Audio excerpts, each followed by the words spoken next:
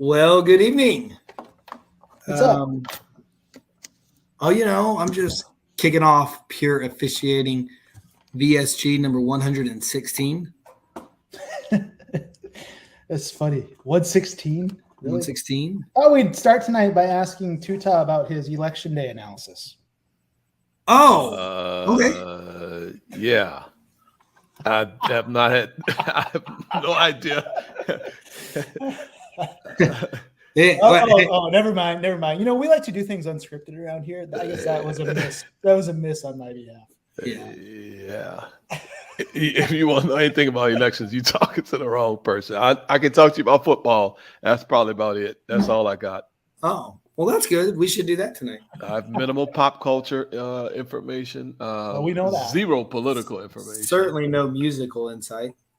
Hey, let's close the loop. Everybody already knows, but I was totally wrong. That was Bad Boys 2. Wusa was from Bad Boys 2. Thank you. Yeah, I know, man. Yeah, thank you. I thought it was from A Thin Line Between Love and Hate, which was also Martin Lawrence. Oh, yeah. Yeah. No. But I was just wrong. Because the captain does the woosah. I know.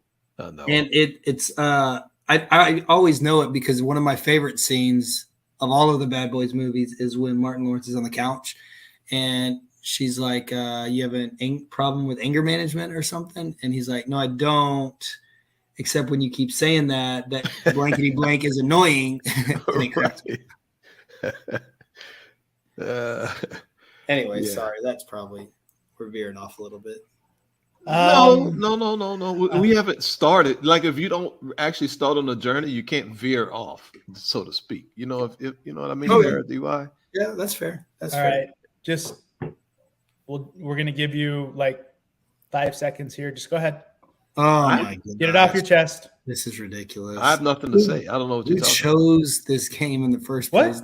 No meaningful plays occurred in this game. What? You that's it? You were supposed to go off and then I was gonna mute you. Look at that stupid thing in the middle of the field. They can't even there's no lines. It's not, I don't even understand what it is. It's just a blob of colors. Look at it. Well, I guess that fell flat on its face.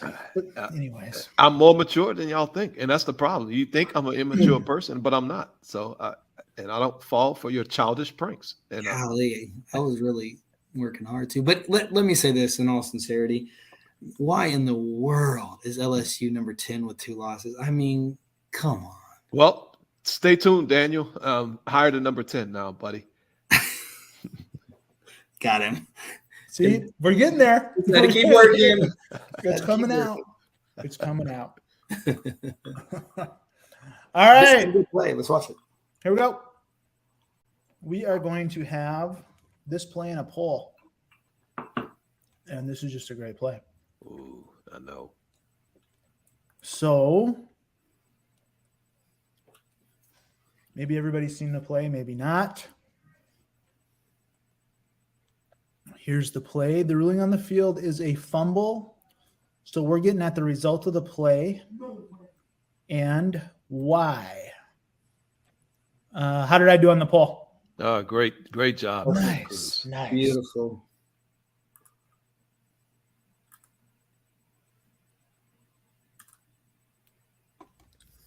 So this is a coin flip, right? A's ball, first option. It's A's ball because B3 never completed the process of gaining possession. The ball is dead when A81 touched it while he was out of bounds. Or B's ball. The recovery is complete and the ball is dead once B3 gets 2 hands on the ball while down on the ground. Maybe there's a third option, which I couldn't really come up with. Well, there's a clear and obvious third option, and I won't cover it now. I'll cover it after we finish this play. I'll be on the edge of my seat that I'm not sitting on.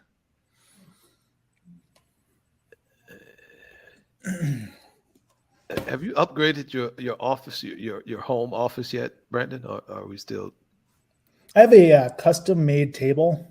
Okay. Yeah. It's really Who made nice. No clue. I have no idea. Could probably find out.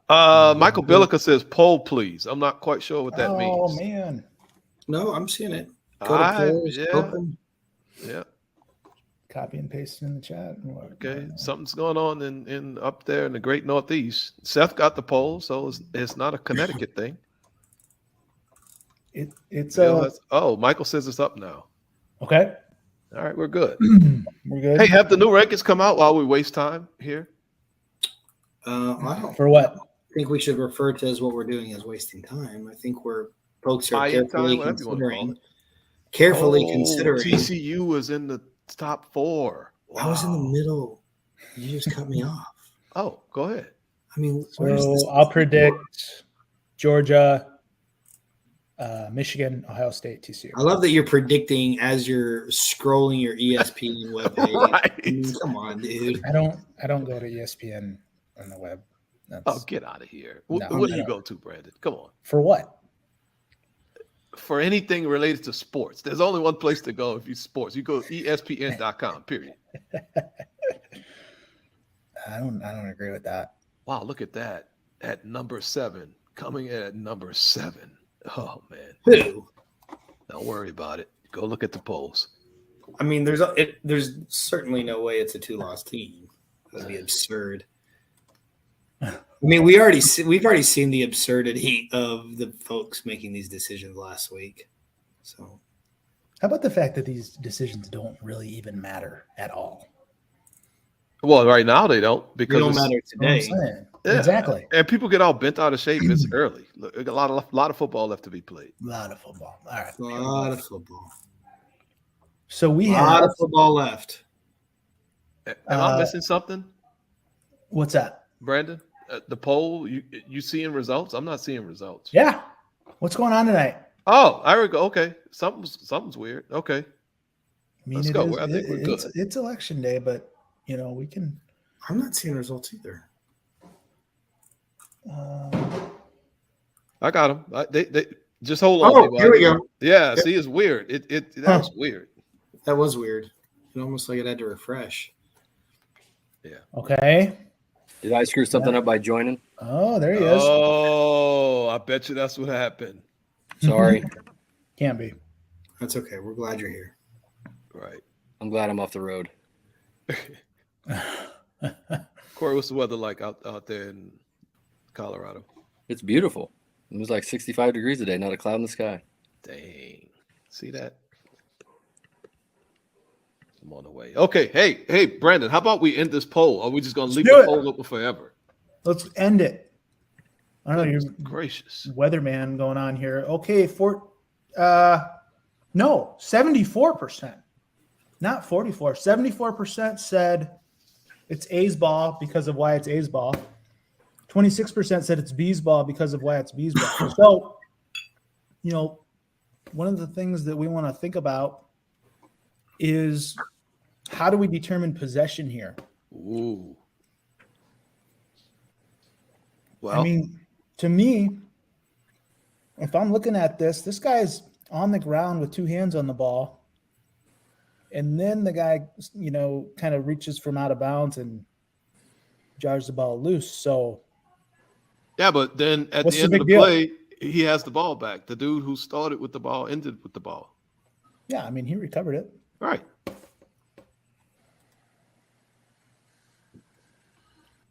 So we know it's, we quit doing that. We know that recovering a fumble is the exact same process as catching a pass, or is it? Exact same process. It is? Okay. Even when we're on the ground?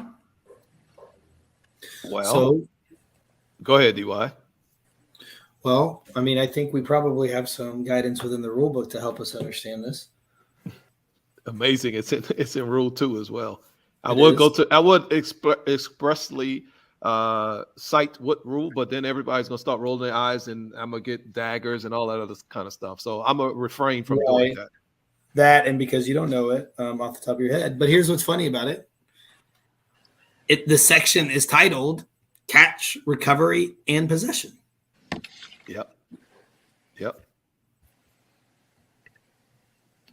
Okay, so catch. If it's a catch, and if it's a recovery, we know we got to have firm control, right? This dude clearly had, well, not clearly. This is in super slow mo, but I would, in my judgment, say number 3 had firm control.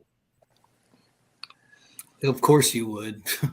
Wow. Well, hold on, Daniel. And he clearly had a body part down. He gets 2 hands firmly on the football. Yes. So then what we need to do is go to the third element, right? Yeah. And that's where, just like you said last week, Daniel, surprise, surprise, that's where we have to have, where we end up having some disagreement on judgment. Most of the time when we have, Right. officials talking about catch, no catch. And this is recovery, no recovery, I guess. Right. And it's this, and it's funny. It's the same disagreement. So it's the exact same process. We have to control the ball for an element of time that shows that possession is gained, Correct. right? And if we don't, then by rule, the ball is still loose. Yes. So what would that look like? I mean, in these slow motion shots, you can make it look like he's controlled the ball for an hour. Right. So hopefully, whoever looked at this play or is analyzing this play, we're going to put it in slow motion to help us understand it. But to get to the proper conclusion of the timing element, we need to probably review it in real speed, don't you think? As Absolutely. far as maintaining firm control initially, is that what you're saying? Prior to 81 touching the ball? Or are you saying just in general? To satisfy the time Element element. of time. Yeah. Yeah, without question, you have to. So we either need to maintain control of the ball for some element of time to perform an act common to the game, or actually perform that act, right? Right. Okay. We've talked about stripped out versus knocked out versus, whatever other words we want to use. It's really interesting that this player, number 81, is out of bounds and just continues to play, which is legal, obviously. Right. And him continuing to play, kept this ball loose. To me, it's pretty clear that there was no element of time with control to satisfy the process of gaining possession. So then we just go to what other rule do we need to worry about here? Because like you said, number 3 ends up with the ball clearly. Right. Yeah. So Let's 3/4 of real us said it's A's ball. So Yeah.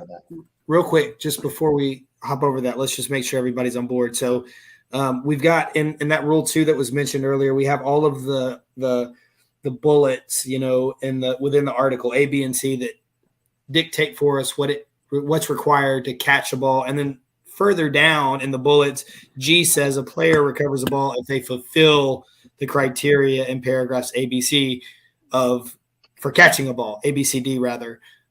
So it's really interesting that they added a whole nother bullet for that instead of just saying, like parenthetically, this also applies to recovery. But that's our rule support for our statement that the requirements for recovery are the same as the catch. Okay, so what's the other rule we got to talk about? 81's feet being out of bounds? Yeah, I think it has to do with touching of a ball, but loose ball. That's right. Here's where this gets weird, I think, for all of us. All right, I don't know about you guys, but at least for me. Touching of a loose ball by a player who's out of bounds makes that ball out of bounds. Right. Correct. When he touched the ball, it wasn't really loose. Unless we can show that he did touch it after it popped loose from number 3's hand. Okay. And I think that's what I saw at some point in time after he batted the ball originally while number 3 had possession, had control. Yeah, I know. Yeah. I know. Freudian slip. While number 3 had firm control of it, I think the original bat of the ball, legal bat of the ball, did not qualify as batting, as touching a loose ball. But I think the ball ended up coming loose, and then his hand grazed the ball after 3. His left hand grazed the ball after 3 lost control of it. So you're ignoring the initial touch by 81? Yes, because I don't think that makes the ball dead. So does 3 have possession whenever he has that firm control with the feet, body part down in bounds? No, because I don't think he satisfied the element of time prior to 81 batting the ball, which was in his firm control initially. So then what then you're if he's- really if saying, it's- go ahead. I'm sorry, DY. Go ahead. Well, if it's not in possession, then isn't it by definition loose? Ooh, I think you got me there. You know what? I think you might have got me there. So yeah, jeez. A ball is loose until it is possessed. Oh wow. So the original bat would just basically kill the whole play. Exactly. Unless number 3 had established possession of the ball, which we'd already laid out why we don't think he right.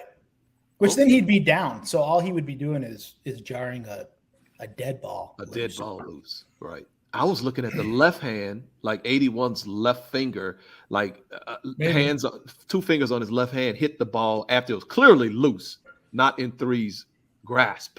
It's really his right hand that causes the ball to become dead. Correct.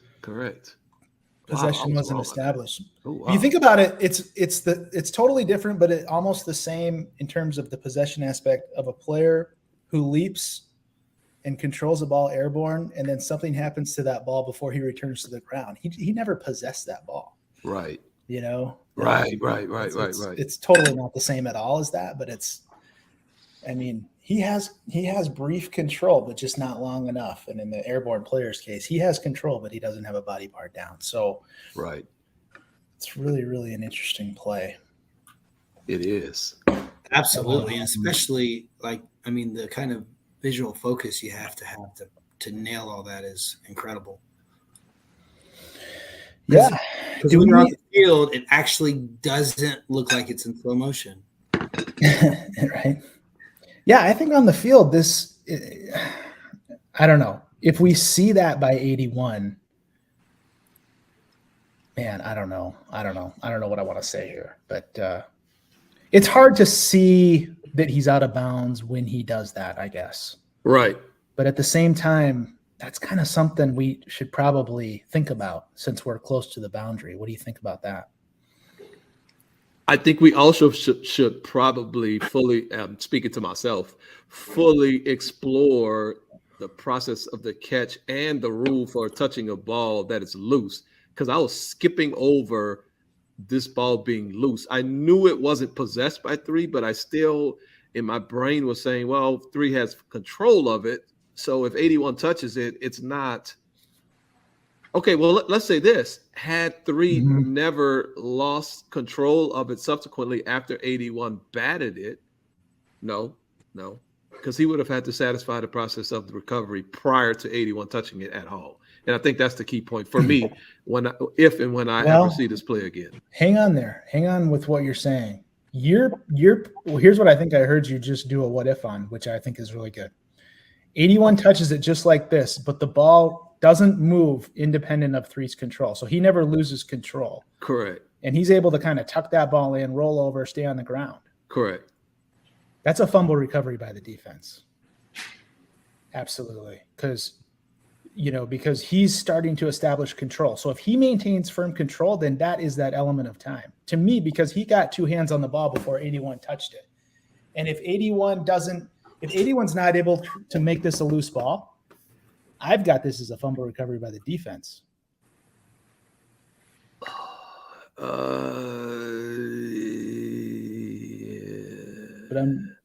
But what do you think about that, Mr. Young?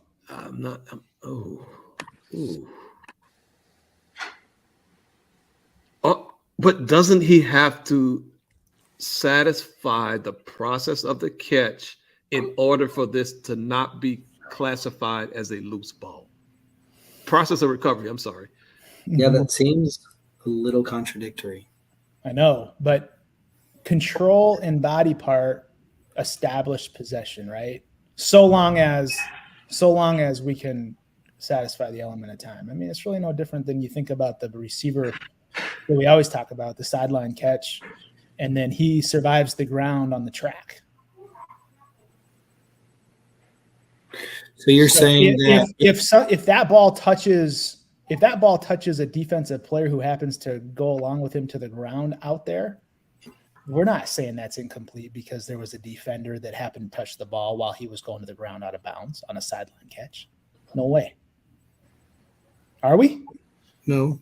I don't think so. So I mean, if 81's touch here doesn't cause the ball to become loose, independent of 3's control, and I think that's the key terminology. If 3 can maintain control through 81's touch, I think it's a defensive recovery in the field of play. The fact that the ball became loose as a result of 81's touch suggests that there was no recovery. Really, Right. and that's why it's a good rule. That's why the time So- element is so positive to this rule. So help us understand. I think we've talked about this before. Help us understand why we need a time element from a rules perspective, when really it just says possession is controlling the ball with hands or arms, with a body part down in bounds. Because we had a big long, maybe that was internal conversation about this, and reluctantly acknowledged that was the case at one point. But I mean, it's a little confusing, right? Because we've got all of these requirements required for a catch or necessary for a catch. And then we go on to say, oh, and by the way, a player recovers the ball if they do all of the things required to catch it. But possession kind of has its own little deal. So how do we get to that point where the possession, we also attach that element of time?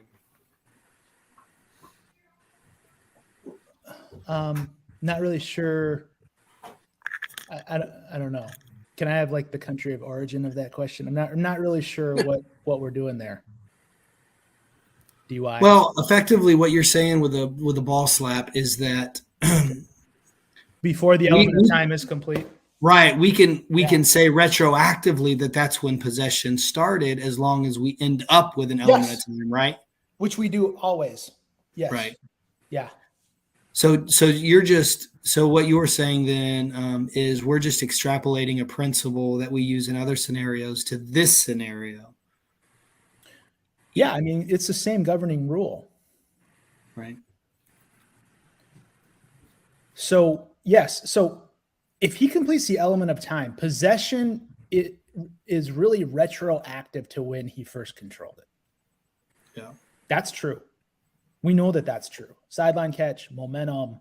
We know that's true. Absolutely. So if this ball never becomes loose independent of 3's control, which it clearly does, then all this is a player number 81 touching a ball in the future possession of other player. But like you said, that process, so possession is a process, and if 3 maintains control, then possession goes back to where he gained firm control with that body part in bounds. So that principle is the exact same in all aspects of the game, really, if you think about it. Wow. It's just really unfortunate, though, that teams would use a loophole in the NCAA rulebook to cheat against the Louisiana State University Fighting Tigers. It is disgusting, to be honest. It is horrible. Here's what I'm going to say. What? Oh, we must have lost him. Maybe he had a. Here's what I'm going to say. He practiced incredible restraint to hold it in that long, and I'm just proud of him for that. That's great. I mean, it's just flat out cheating. It's obvious cheating. He's still talking. He never quit talking. I muted him. He never quit talking. He just kept talking right there. I unmuted him, and he kept talking. Never ended. This play's kind of in your lap, Corey. You got anything just mechanically at all? Man, I mean, you're looking for that recovery. I mean, you're trying to stay focused on, if you have a player out of bounds, but man, that's going to be so tough. Mm-hmm. I mean, you can only hope. I mean, I think going full speed, you're not going to see that graze of a loose ball by an out of bounds player. Mm-hmm. I don't think I would. I know I'm not good enough to see that. So, I mean, we got to be aware of it, but Yeah. Yeah, we get that. I mean, I think this probably went to replay and everything, and that's fine. But It's just a really good rules play. It's a really good rules play, so that if we do see this, we understand the rule. That it's possession isn't instantaneous; it's a process. And if he jars the ball loose before we feel like the element of time is complete, then that's a loose ball touched by an out of bounds player. Ball's dead. Put the ball back at the spot of 81's fumble. If 3 can maintain control, or we feel like that movement of the ball is just part of him completing the process, and maybe I'm the only one that thinks this, I don't know if I convince anybody or not, then that is actually a fumble recovery. And we just ignore that touch, because I think by rule, it even says somewhere a ball in possession of a player that is touched by an out of bounds player, that touching is really ignored. Ignored. Yeah. Yeah. So very, very good. Good thing to think about, because I guess the fumble's not that far back, but we would just want to make sure if the line to gain was threatened in terms of the spot of the fumble, we just want to make sure to have an accurate fumble spot, right? Because that really is a forward fumble out of bounds. So if he fumbled at like the 31, which he doesn't, it's more like the 27, ball's out of bounds around the 24. We just got to get that ball back to the spot of the fumble. And so just clockwise, is there any scenario where we're on the snap, or at all points in the game here, are we on the ready? Always on the ready. Yeah, I would say always on the. I can't think of a scenario where we put it on the snap. Yeah, I don't think so either. Forward fumble out of bounds, back to the spot of the fumble. The clock starts on the ready for play. Cool. Good start. I think we had a new rule for low blocks, if I'm not mistaken. Correct. And I don't know, this play may have been legal or illegal last year or whatever, but not sure that matters too much. So there's a couple of principles here that we need to talk about just to make sure we're all on the same page.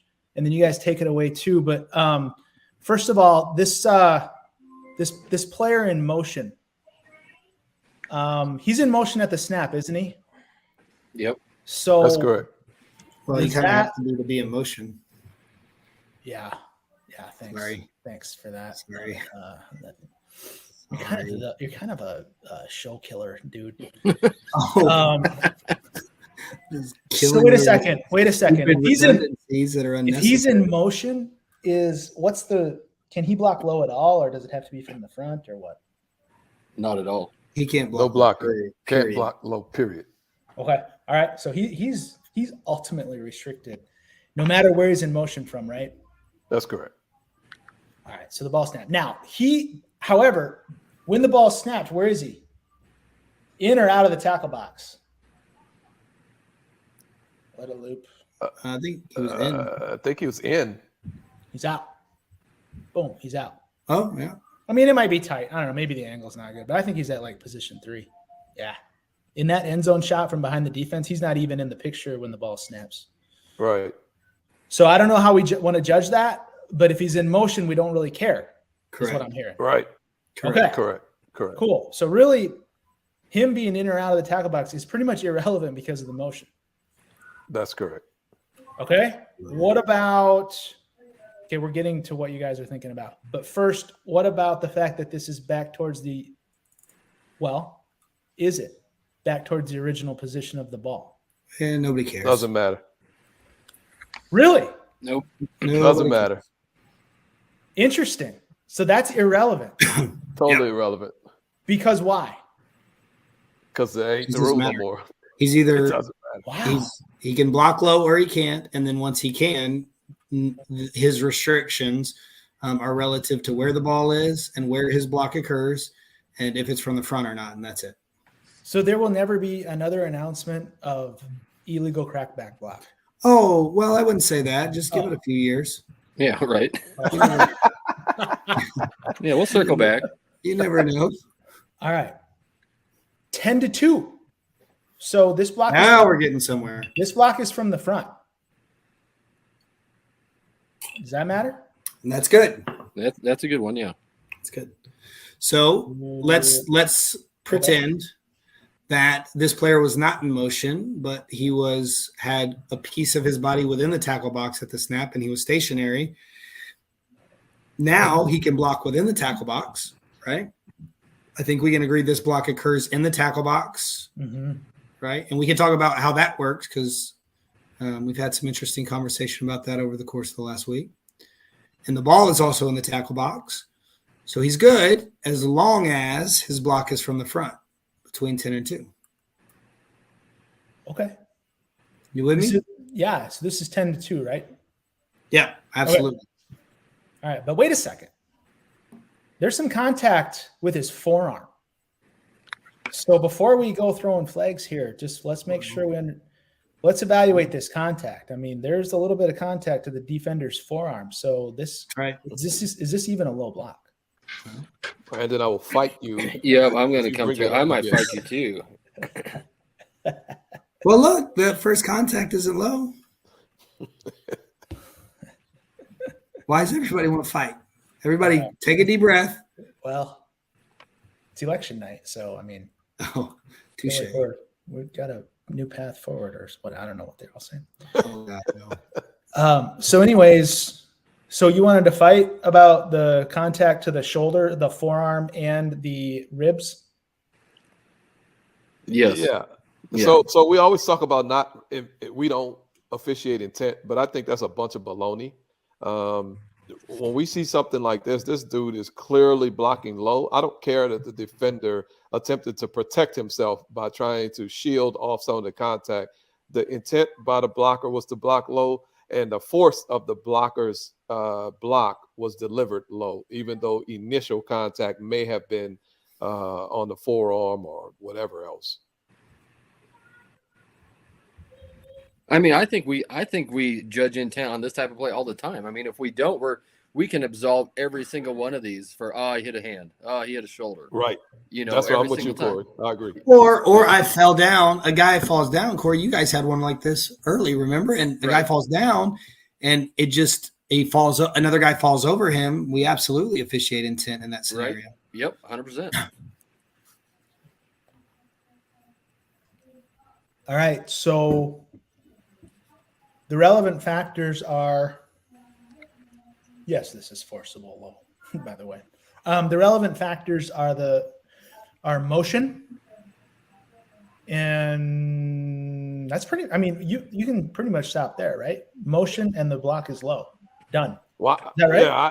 To me, I look at it differently, Brandon. For me, in my pre-snap routine, I see all of the players that can block low I'm not talking about the 550 through 79. I don't care about them because we know they can block low. So in my pre-snap routine, I map out who is in the tackle box and who's a back. And I tell myself 21 can block low. Sometimes I throw the quarterback in there, but generally I don't because I think I would notice if he does something weird. But on a play like this, in my pre-snap routine, I want to put in who can block low. And then anybody else who blocks low is a foul, period. It's easy.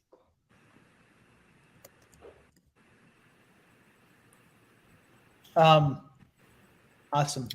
Has it been challenging to tie as a referee? Well, I guess the tackle box in regards to like where blocks occur has been relevant in the past, so that's not necessarily brand new. No, but that's a good question though, because there was a challenge we had earlier. I don't remember what week it was, but we had a back that blocked low at the back end of the tackle box. You know, tackle box goes 1 yard downfield. Right. And we had a back that blocked low right at about 2 yards. His feet was in at 1, and he dove forward and blocked somebody at about 2. And it was really challenging to know, okay, was that in the box? Was it not in the box? And then just to think about, when in doubt, are we going to put that block in? Or are we going to put that block out? And we had a really good conversation about that. Yeah. Okay, what about the mechanics of this? This is a motion man. Oops, sorry. I don't think we need to see that game anymore. This is a motion man, so but at the snap, we're really kind of 2x2. But how are we working this? Then the contact occurs behind the line. Correct. So how does this work? I would hope that in a crew of 8, the center judge would work that block, and in a crew of 7, crew of 7 umpire in the backfield, the umpire would work that block. Really? Yes. So if I don't know as a center judge, if I don't know where he was at the snap, I think I heard you say if he started from here at the snap and then did this, if he starts in the tackle box at the snap and does this same block, it's legal. Correct. And that's why in Yes. my pre-snap routine, 21 can block low. So this is clearly not number 21. So boom, Your it's so pre-snap easy. routine. It's a foul. Interesting. And the center judges are doing that as well, and then umpires in the backfield? I can't tell what everyone is doing, but I would certainly hope that everyone who works in that backfield is doing that. This is really referee and They center need to judge be- have to work this. That's a good tip. They need That's to a be. good tip. So we are now saying who can block low. Yeah, but that's what I do. I don't know love what that. others do, but that's what I do. Seems to make it really easy. Yeah, I think that's what we're doing as well.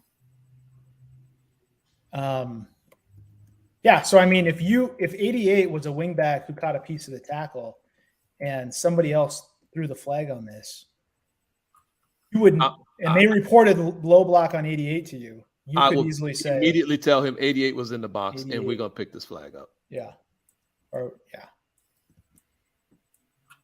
yeah, interesting. It does get into the center judge's zone here. There's no doubt about that. Yeah. There's no doubt about that. So that's a really good tip for center judges. Maybe that's easy. I don't know.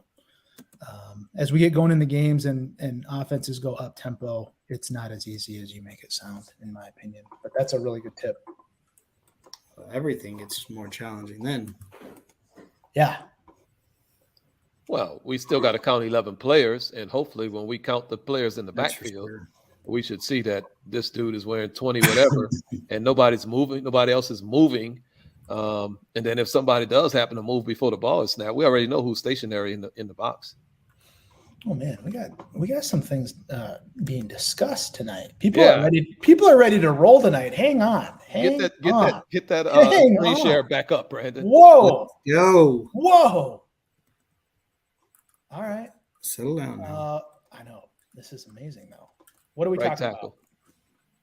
about? Okay. No, right guard. Right guard. Okay, so is this a second level block with the linebacker stepping up, or do we care? I would not call it a second level block, and I don't know if we No. care. Exactly. He's blocking a linebacker, but he doesn't climb to the second level. He doesn't release, whatever word you want to use. Right.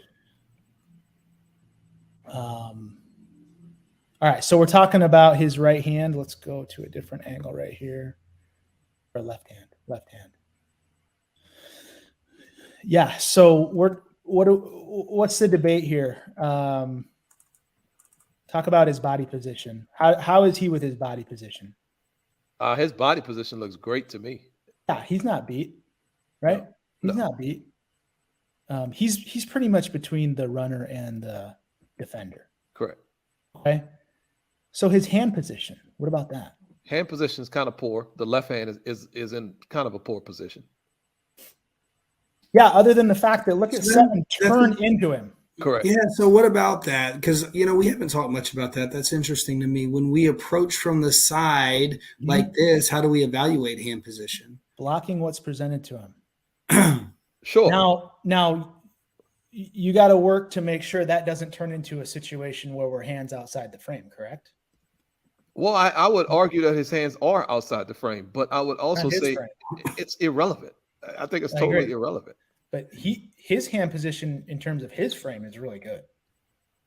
Yes. Yeah. Right? But all Seven has to do is pivot off his left foot, open up with his right foot, and now this hand's in bad shape. Now we got a problem. Okay. Yeah, but I mean, if he's showing us that he's working to get his hands back inside, we can see that. And we're going to almost like credit him for that. Does that make sense? Sure. Yeah. Okay. I think he's doing a really good job, and now he's just working his feet. Driving. This is a sled block. Yeah, he's just driving Yep. this dude. And right at the yeah. end, 7 attempts to spin out. He gets punked. but I mean, he's already just destroyed. Yeah, This I is like- a good block. every bit of that. This is a really good block to me. Yeah. Yeah. I think it would be really dangerous for us just to say, "Oh, his hand is outside; it's a foul." Exactly. That's the Oh, yeah. fallacy in doing that. Good feet. Blocks what's presented to him, driving his feet. Right. Sure, there is some element of Seven trying to spin out of that, but he kind of put himself there. This is almost kind of akin to a rip move. It's like the second cousin of a rip move here. He just put himself in this position. So he puts himself off balance and then gets driven to the ground. There's no grab in that moment. No, he just Right? He can drives. push him to the ground. Good feet, good hands are really never outside his frame. They're outside the defender's frame, but that's because the defender put himself in that position. Yeah. Yeah. So that's a really good catch there, though, for discussion. Yeah, I think. and that was a great evaluation. We don't get to do that often with just that kind of block. Mhm. Because we have to consider that. We can't I think his hand is on his back, but when he approaches from the side, that's not really so. I mean, we're gonna have to pay attention to that hand and watch how the block evolves, just like this. Mhm. But it's just a different consideration.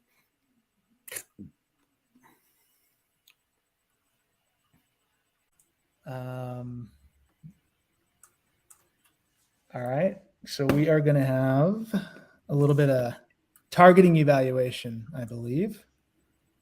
Or was this process of the catch? I believe this is a little targeting evaluation. We could Could talk be a little catch, bit of both. but Yeah, exactly. I think we're talking both, aren't we? we can let's talk process of the catch while we poll on I was going to say targeting. the polls for targeting. So let's do all three together. All three elements we know are we evaluating this as a defensive player? Yes or no? Are we evaluating this as an indicator of targeting? Do we have forcible contact either with the crown and or to the head neck, depending on what we said in number one? So where do you want to go on catch, no catch? I'm just happy this dude's leg didn't snap in half. I was so scared watching this play. Man, I just expected his leg to snap in half. Thankfully, it didn't. His right foot kind of loosened up a little bit. That would have been bad. That was the medical moment of the night, brought to you by somebody. Thank you, Tuta. You're welcome. So going to the ground, obviously, DUI. Oh, Definitely no time element here to establish as a runner. Going to the ground. So we got to survive the ground with control. The ball can hit the ground as long as we don't lose control of it. So we got to decide if this ball that clearly hits the ground is still in our control or moves independent of our control. What do you think? I think that was a great analysis. I think when you look at it on video here, you can see that the receiver's left hand slides down the ball as the ball hits the ground, and that's going to be the point. And that's something we actually, at least I know I've worked on. When you have those type of plays going to the ground, that's exactly the indicator I'm looking for, because really that's the only thing that's really going to stand out to us. I know, replay, they can talk about stripes moving and laces moving, but that's really hard to see real time. But I think we can see a hand sliding down the ball much easier. And on this one, even Corey, we can see the ball end up flopping over his forearm and wrist, right? Right, 100%. Which I think the umpire has a great shot of getting this. I mean, nobody else has any prayer, but I think the umpire's got a great shot of getting this in real time, live, because of the two pieces you just talked about, or the one piece you talked about, the hand sliding down, and then once you're thinking about it, like, I think he lost control, and then the ball flops over, and you're like, he did not have firm control once it hit the ground. And if you watch his head movement, it looks like he goes down to the ground to watch the ball. And so I think mechanically, I think he's doing a great job, because I don't know who else of us is going to have a clean look like that. Now, well, we'll get there in a second. Yeah, tremendous job by the umpire. I would agree with that, Corey. But this is really interesting because we have a goal line right there. So if we do rule touchdown, if we do rule catch, then we need to determine, did this ball break the plane of the goal line prior to the contact by number 27? Because we would not be spotting this ball inside the 1 yard line if so.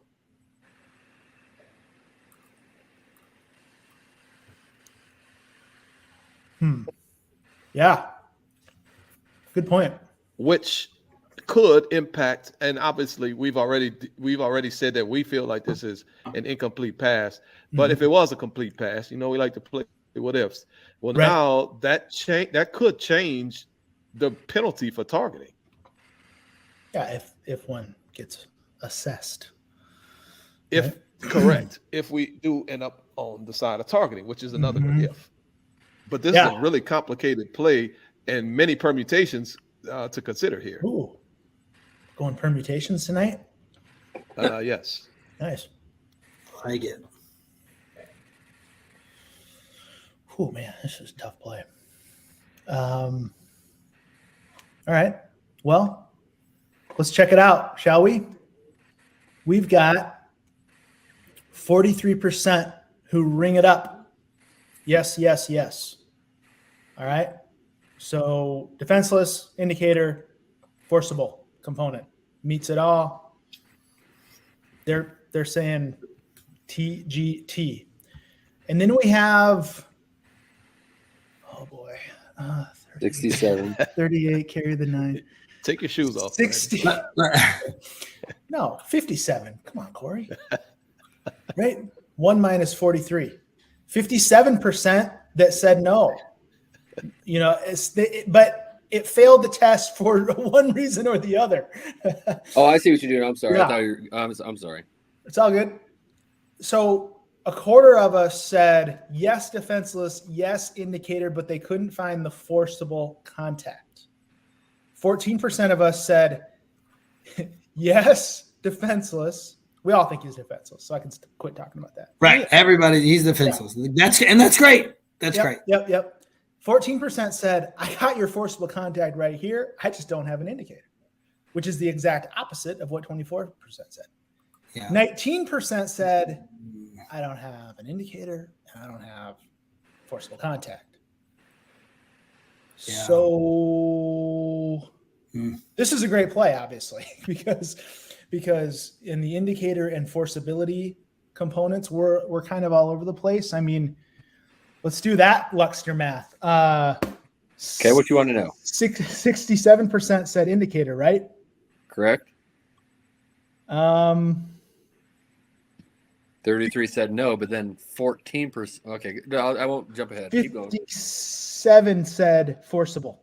57% said forcible. Yep. So 67 said indicator, 33% said no indicator, 57% said forcible, 43% said not forcible. And 43% have it as a foul. So go figure out all that. I'm going to put my shoes back on now. Defenseless player, no question. You want to go forcibility or indicator first? Men? Let's go in order. Let's go in order as how we evaluate it on video. So let's go indicator. Okay. What do we see? We got in a fight last week about indicator. We I did. think we might get in another fight today. Might have to. Yeah. Oh, did we? I don't remember. Oh, yeah. Maybe Which last one was week or it? the week before. This is actually a similar play, I believe. Yeah. I personally, I like this for indicator. I see 27.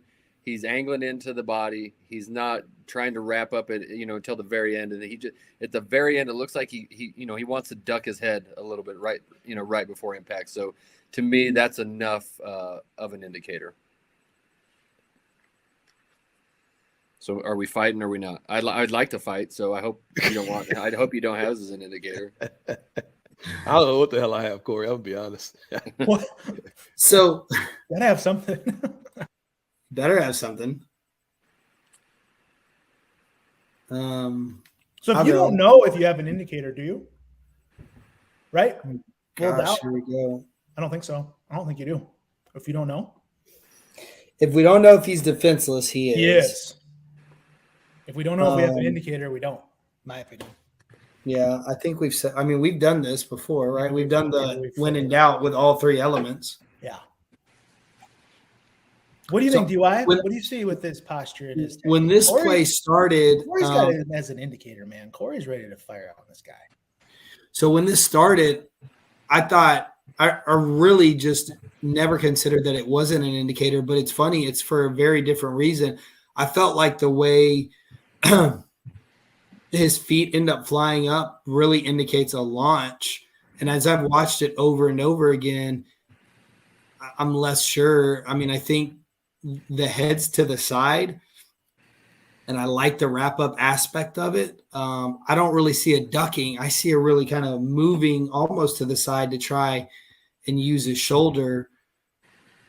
I'm not convinced it's not a launch yet, though, but my needle has definitely moved as we watch this over and over and over, and I don't know why. Nobody's talking to me about it. I'm just Moved where, Daniel? Moved from where to where? from when we started. I had a no-brainer indicator. I really felt like this is attacking with a launch, Right. and as I've watched it more and more, I'm not so sure.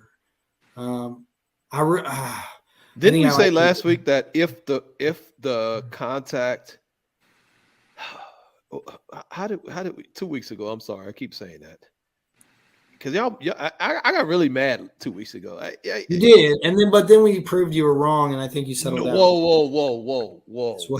That's how that went. Ultimately. That's definitely not how that went. That's how I remember it, I guess. Yeah, revisionist history. But no, I'm kind of with Corey, man. I see an indicator, and I kind of want to say when in doubt. I think I may disagree. I think when in doubt, I want to go with an indicator on the field. Okay. Okay. And I know that's crazy. I know we always say we have to officiate the same replay and field and all that, blah, blah, blah. I get it. No, we don't, because by rule on targeting at the end of the day, if there's doubt, it is a foul. So Correct. And that's why I would lean towards maybe if that I'm not supports- sure if it's an indicator, I'm gonna say that's an indicator. maybe they should all be yes, then when in doubt. I don't know. I feel like I we mean- had one that was no, but I don't remember. You know, I know we talked about this, I think, over the summer, maybe last year. I don't even know. But sometimes an indicator can be that we have lack of good technique or absence of good technique. And so Right. if 27 goes in and he's waist level, we're not even thinking about this. Or if he goes in and keeps his torso up, we wouldn't Right. be thinking about it either. Right. But his torso is not up. His torso is almost parallel to the ground Almost as parallel to the if he's propelling himself into the player. Yeah. So, okay, elaborate on that a little bit for me. Well, when we always talk about this head up, wrap up stuff, instead of driving his shoulder into the player, he could have driven his chest into the player. Put it like that, and he would be more upright versus angularly driving his body into the player. For less of an indicator, in my opinion. I don't know if that made sense. No, I think I understand what you're saying. I'm just trying to decide if I like it or not. Oh, you like it. They always do, Daniel. I think this is probably one of the toughest ones because it's so easy just to go to the result of what you have and then make your process fit it. Correct. Oh, So- no. No, I know. And I don't want to no. do that. I'm trying not to do that. So there's a lot of things this guy could have done differently. I think there was a good comment in the chat. Compare the body posture of this guy against the defenseless player to the body posture of the guy that hits the quarterback, who is also a defenseless player. The guy who hits the quarterback spins off. This guy really takes aim and drives through. Even like you said, DY, this is kind of like a mini launch, you know? That's interesting. I mean, just from a tackling perspective, guys, Mhm. when right before contact, we see him move his head to the left. Yes, to the left, just a touch. And he is wrapping up at the point of attack or at that point of impact. I think what I like about what Tuta was saying relative to the torso being parallel with the ground, that kind of communicates a launching body Yep. action to me. Totally agree. That's why I think it's an indicator as well. Yeah. See how they always come back to me? It's amazing. I No, love no, always it. came Thank you, back. Daniel. No. Who came back to you? Daniel. Flag on the play. Oh, okay. Daniel. Well, Daniel's easily manipulative. What? Okay. I think I just Okay. fixed what you said is what I think happened. I think you nailed it home. So I kind of like this with you guys as an indicator. It's really close though. I mean, what is he supposed to do? I'm so sick of that, by the way. I mean, there's a lot of parts of this that are really textbook. I mean, Yeah. especially when I played. Golly, that's exactly how we were taught to tackle. Did you use air quotes when you said played, Daniel? I was gonna say, Yeah. yeah, you and Ronnie Watt. You're an idiot.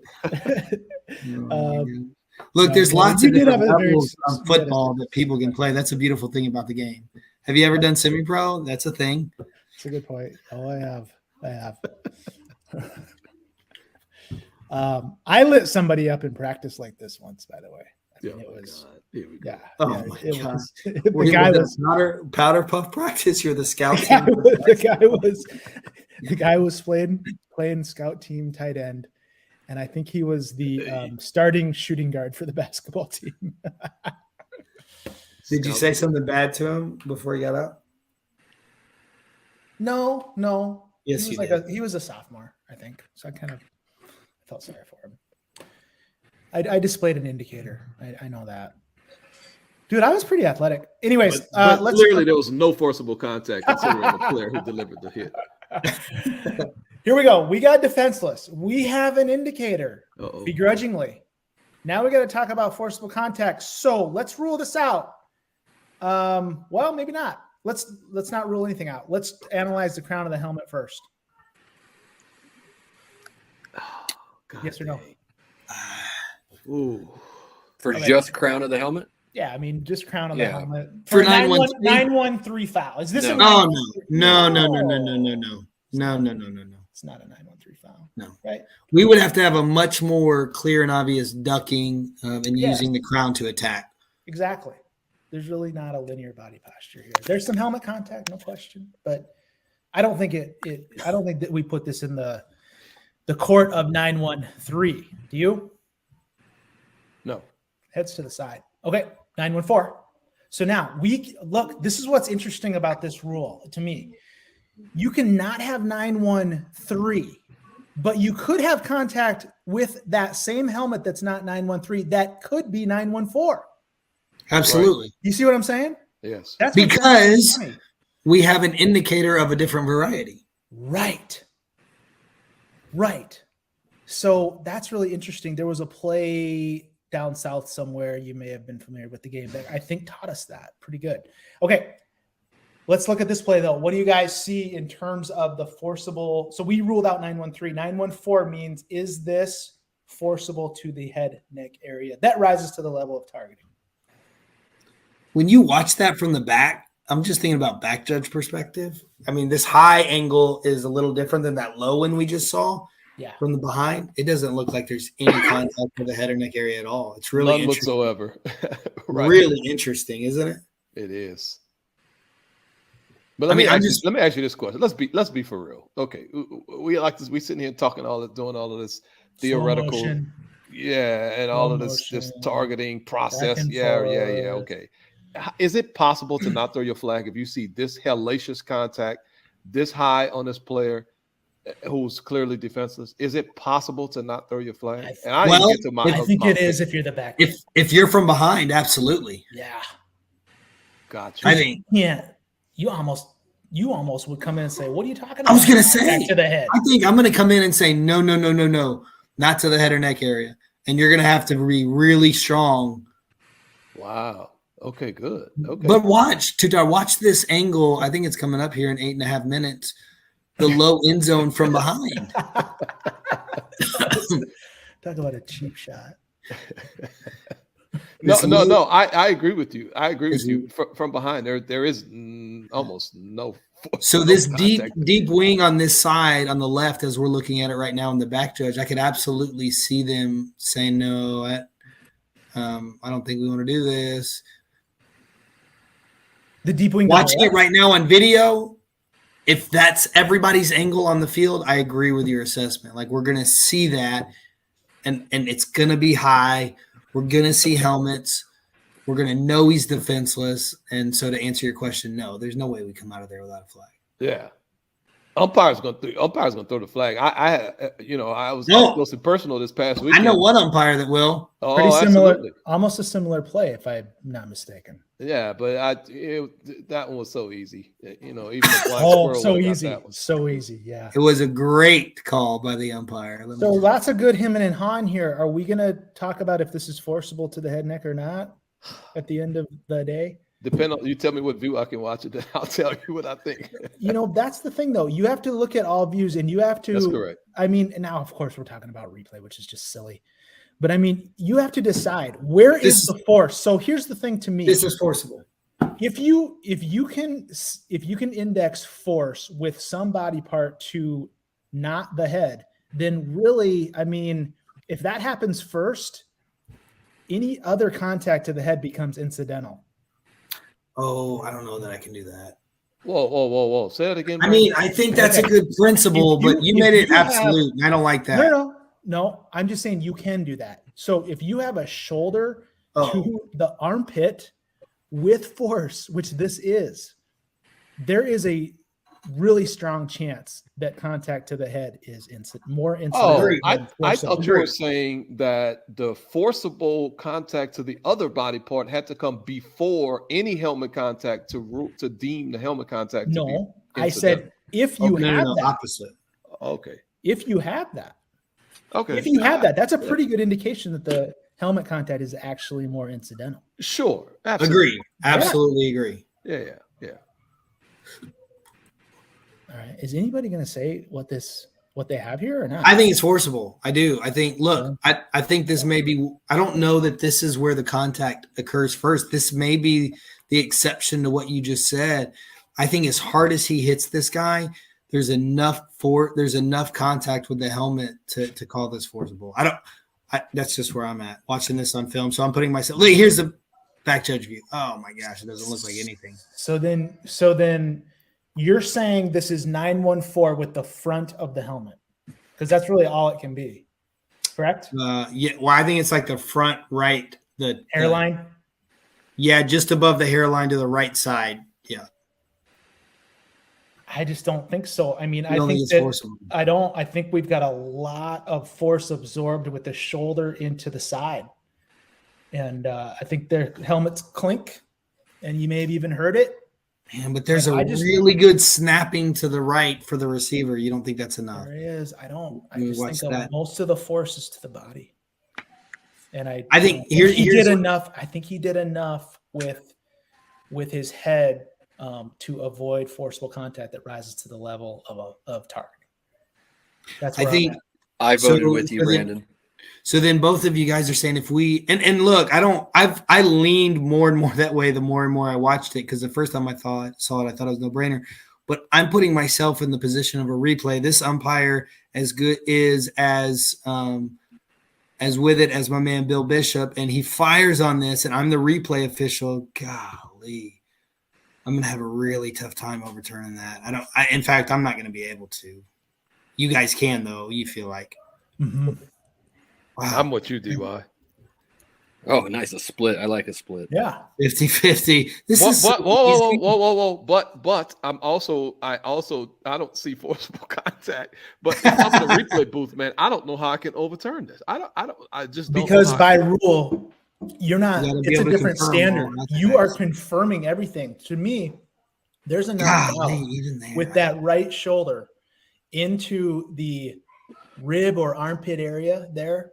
That provides enough doubt that this is actually forcible. That rises to the level of targeting. But I think you might be leading yourself. You're leading your own witness. Like, I understand that as a concept, but you still have to evaluate the helmet to helmet contact in isolation, right? Like, you still have to watch the helmets hit and make and decide that that's not forcible with or I'm with without you. that contact to the I'm shoulder, with right? you. I think that's good. And you're doing that. You're saying that even with just looking at that helmet to helmet contact in isolation, it's not forcible.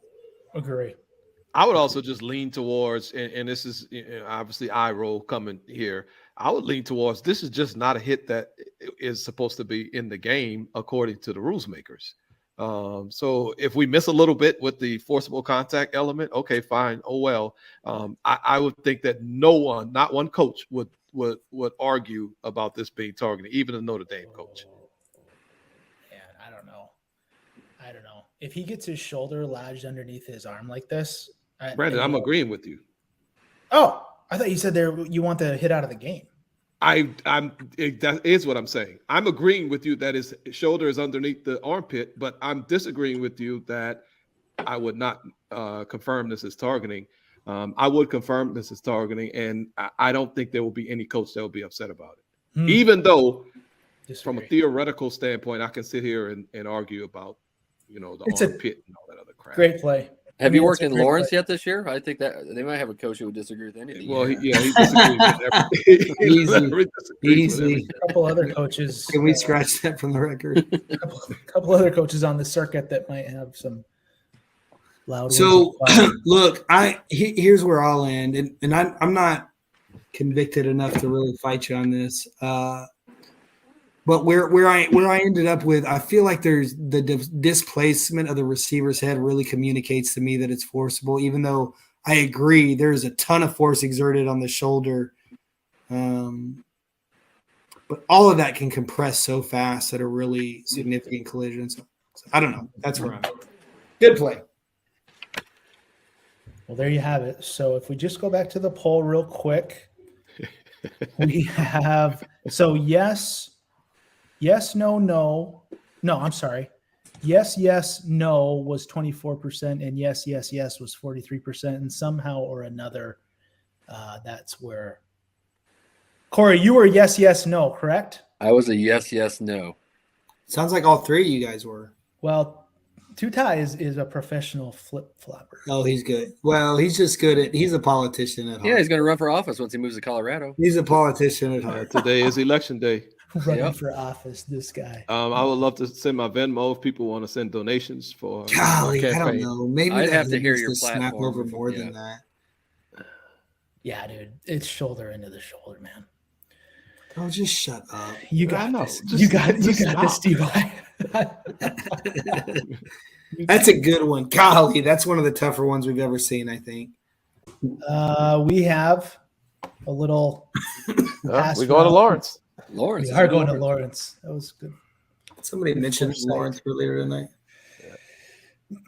So we're gonna have some contact involving this number one receiver at the bottom of the screen. Unfortunately, this is our only look, but this is all we need. So it's not that unfortunate at all. Okay. Pretty good production on the slow motion of this video. So sick of the production company. What? Budget is way too big. We need to slash that budget in half, man. Well, it's hard to have zero. Oh, I mean, it's not hard to have zero because you still have zero. So here we are going to have a poll that pops up somewhere on the device connected to the internet. So we're going to watch the contact involving the number one receiver, and then we are going to have three options to choose from. All the options arrive at a decision for if we're going to call a foul or not, but we are talking about why, right? So A, the wide receiver seeks out and initiates contact to the defensive back, call the foul for OPI. B, the wide receiver initiates contact, but it occurs too far away from where the pass is touched. So really there's no impact, all right? C, the wide receiver is clearly running a route, therefore this is a legal rub. Ooh, little language of the game there, Tuta. You like that? Mm-hmm. And if you're choosing that, I guess you would be saying it's not OPI. So that's what we're doing. And maybe you have another analysis factor that would lead you to a conclusion, but it seems like those would be the three relevant ones. Analysis is? Analysis is. Oh, I was. All right. No worries, buddy. All right. Keep learning. So we know that we potentially have, well, not potentially, we probably need to have 2 sets of eyes on this, if not 3, correct? If you just look at how this play kind of sets up. Yeah. I mean, we motion to probably trips, and then I don't know. I mean, I guess line of scrimmage official may be busy inside. Yeah, because their initial key would be that tight wing back. Yep. And it'll be kind of tough, I think, for them to pick up this action and then immediately get out to where this wide receiver contact with the defender is to actually be able to see enough of it to accurately judge. And I think that's the Versus, key. good point. So versus if this was more like the K on the KU logo, then perhaps, because it wouldn't be as lofty of a transition. Correct. Okay, cool. But out wide, right. Line of scrimmage guy staying inside, or gal staying inside, and back judge popping out here. But wait a second. Now we talk a lot about, I mean, we're big time officials on video, right? So we talk a lot about press coverage and finding work. There's no press coverage here. Right. How do we do that, you guys down deep there? Because this is like 8 yards off. How do we, we say, oh, he's not pressed. So What's your question? I don't understand the question. If he's not pressed and we're supposed to go look somewhere else, how do we then come back to this to officiate this? Well, once you read pass, you got to come back. I mean, Okay. I'll just speak from There the it back is. judge perspective. When this guy goes in motion, I know in my head, I'm thinking, okay, that's my initial key. They're miles behind him. I'm in the backfield or the offensive line. This is going to present as a pass play really quick. I'm going to snap back fast because, I mean, I'm still responsible for him. I absolutely expect as a back judge to be in time to evaluate this. On this. Yeah.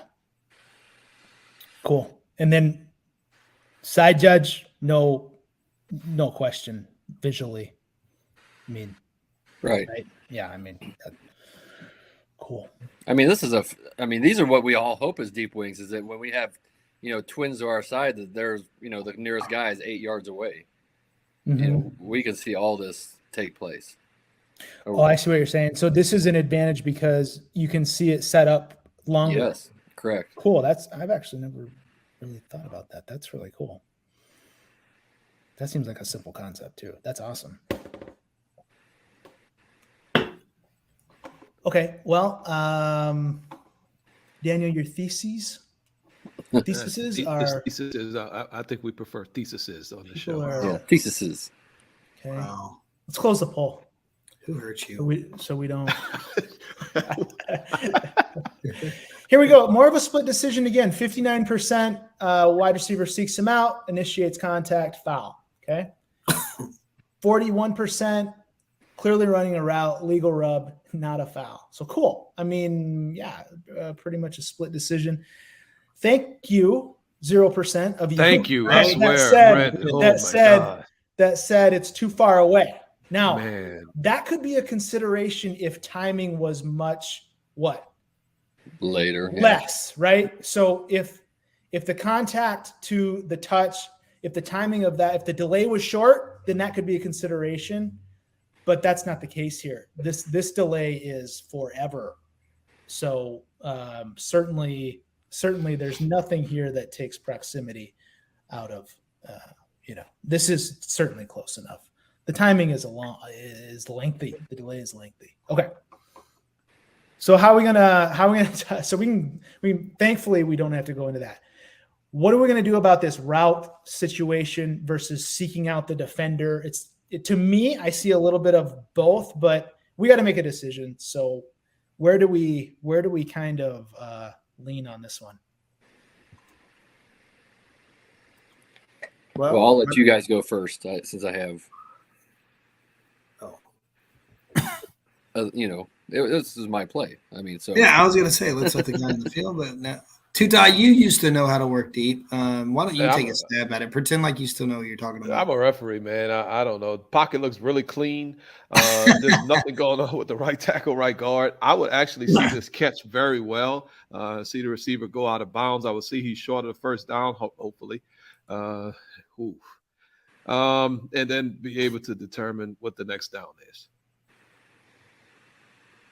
Okay, well then I'll start. When I watched this in live speed the first time, I really felt like the number one receiver, who I think is number 2, stems his route up. And this is really interesting to me, how my perspective changed to initiate contact with this defender as he was trying to close down on this receiver in the flat. When I watched this in slow motion, what I see is the defender or the receiver start to stem upfield prior to the DBs taking that step over, making this almost incidental contact. Like, I feel like, because you have to be careful with this, because the receiver can run, and we've looked at these before, where the receiver can run around in such a way that the DB coming down to get to the other receiver makes it look like the DB initiated contact. So I think it can be really tricky, but this is really interesting for me because, again, when I started, I felt like we stem upfield to go and find that defender, but in slow motion right here, we can tell we stem upfield and then the defender kind of runs into the receiver, which makes me feel like this is just a really well executed kind of route combo. I don't know, Corey, you were on the field, how you processed it. And here's what I'm also interested in, what you processed on the field versus what you processed on video. Well, hold on, Daniel. I honestly agree and disagree with you. I think this receiver intentionally puts himself in a position where the defender is going to run into him. So he's seeking out contact, but he did just enough. Right, he's smart enough that right before contact, he, like you said, he stemmed himself to make it such that it wasn't his fault that the contact occurred. I don't know if that makes any sense. So he unintentionally contacted the defender, or he unintentionally made the defender contact him. So it's like if in your opinion, based upon what you just said, if that slant part of the route, because this is a normal route concept, a slant go, correct, is one further step inside, and then he stems upfield, then he's responsible for the contact? No, I would like to see him initiate the contact on his slant route to make him responsible for it. I think he put himself right where he knew the defender would immediately react and start getting outside to play that flat route. But his route is the route that he's running, I think is so well organized and so well designed that it created the same effect as if he would have just came off and just blasted the defender. But there's a place in here where he can stem upfield and it still be OPI. You don't agree with that? Yeah, if he stemmed right into the body of the defender, absolutely. So had the defender taken one more step outside, and he stems up right into his chest. Right into his chest. Then yeah, that's a problem. Okay, that's what I think. And then what I used to like to do back in the day before Corey took my card away, I want to see what the receiver does after whatever kind of contact occurs. Yes. Yep. And after that contact, this dude literally was still running a route. Right. And that could also just be him being super slick. Yeah, but 9 times out of 10, when these dudes have OPI, they're not smart enough to do that. They almost stop in place and start looking for, did the pass get completed yet? Yep. Yeah, I would just say that receivers are traditionally the most intelligent position on the field. Even when they leave their shoes at home? Oh, it wasn't at home. Golly. And for the record, too, Ted, nobody took your card away. You just didn't renew your membership. That's right. That's probably true. That's probably an accurate way of saying it. He's having trouble gaining membership in another certain club, so we'll keep working with him. Oh, what club is that? It's a tough crowd in here tonight. A very long probationary period. Is that what you're saying, Brandon? Very long. So this slide over by the defense is really, really crucial to see, correct? Because if you don't see that, This is going to look like a foul. Right? Well, can we get Corey? Can we let Corey talk about it? Ooh, sorry. So on the field, it looked, to me, it looked like he went vertical. So I think you're using the terminology stemmed upfield. So I felt on the field that the outside receiver had a vertical component, and at the end he's trying to get, yes, he's trying to, disrupt the flow of the defense. I get that, but I just didn't see him really I felt that he'd worked his way enough that he was trying to avoid this collision. And so I guess the question I'll put out there, can you have a collision on a football field that cannot be OPI? And, in this type of situation, I think this could be an example of that. Well, yeah, that's a great point, Corey, because we always talk about it's the offense's responsibility to avoid contact. Right. And so we always say that. And that's because it is. And it is. By rule, 100% is. But can you still have, I guess let me phrase the question this way. Can you have an offensive player avoid contact and yet contact still happen? Yes, because I agree, because the defender can run into him and he has no capacity to avoid the contact. And that contact is incidental to either him holding a position or running a route. I mean, right. So you can absolutely have incidental contact all over the field, incidental to whatever other action has taken place. And then to Tuta's point, I am 100% on board with that. That after, I want to see what happens after any collision, any contact. What is this receiver doing? And he's running a deeper route. And another indicator for me is what type of steps is that receiver taking prior to contact? Is he taking full strides as if he's trying to get someplace, or is he kind of have choppy feet like he wants to be there? And I didn't see that on this play on the field. So. Now, when I compare what I saw on the field to video, which is something I'm always trying, when I'm talking to other officials, when you have this memory in your mind of what you saw on Saturday, how does that compare on Sunday when you're looking at the video? I try to stay away from the confirmation bias because I think it's easy for us. It's a trap that we can all easily get into. Every time I watch this play, I swear I'm 50-50. It's like, man, what, could he have done more to avoid it? I do agree that the route was designed to do this, and we can legally have a legal rub. But man, it looked more clear to me on the field than it does on video, if that makes sense. That's crazy, Corey. It looked more clear as not a foul on the field than correct. It does on video. Yeah. That's crazy. Because normally it's the other way around. I know. Yeah. That is interesting. And there's a lot of lateral movement by the defensive back. Yep.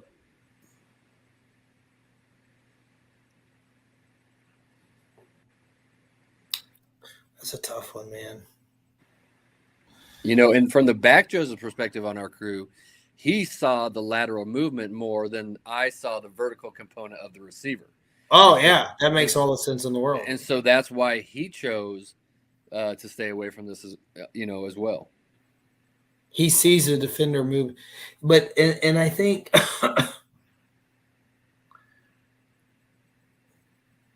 like that's such a big component. But golly, I think on these where he's washing down to a receiver who's in the flat, it's interesting to me. Because it's man coverage, right? Can that still be a foul? Because I absolutely agree with that. I would say the same thing. The defender creates that contact. That's interesting. But if the receiver's just running his route, I just think it's a really good route concept is where I think I land ultimately. This is a great play. So do you subscribe to making a note of this during the game if you can, and then throwing this in the game report for evaluation, or do you subscribe to kind of just, leaving this to the self-evaluation, and then maybe the third-party person will comment on this or not, but you're going to certainly self-evaluate it, which of course you're doing. Corey, how do you handle it? I'm not saying if one's right or not, but I'm just saying, how do you typically, if I have the time, I would take a note or even a voice recording, but the pace of this offense this day, it just didn't allow it. And so would I have written it up? Maybe. I wrote up another play later in the game just to kind of give my perspective of what I saw. And, you know, I think that that's valuable, that if you put that out there, then you can at least get some input to it. You know, you don't know what type of input you're going to receive, but whatever. But this was play 13, I think, of the game. So it was very early in our self-evaluation on this play. And it's gotten a lot of comments. You know, I've shared it with other deep officials and, you know, get their take on it. And it's kind of the same type of split that we have that we see in our polling tonight.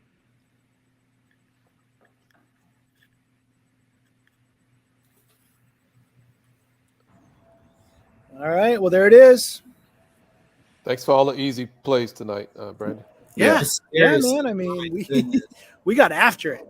That was a blast. Jeez. That was a blast. Good engagement.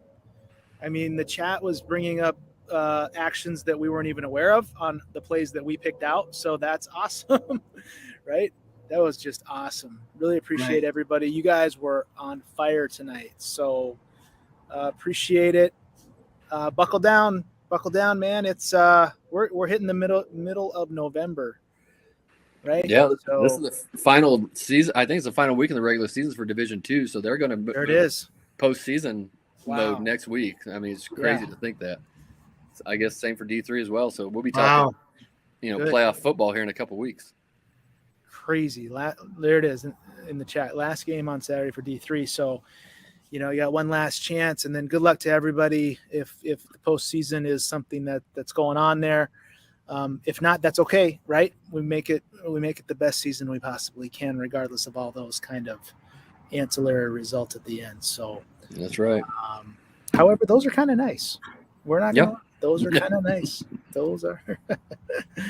All right, everybody. Have a great game this week. Safe travels, and really appreciate all the effort tonight. Thank you.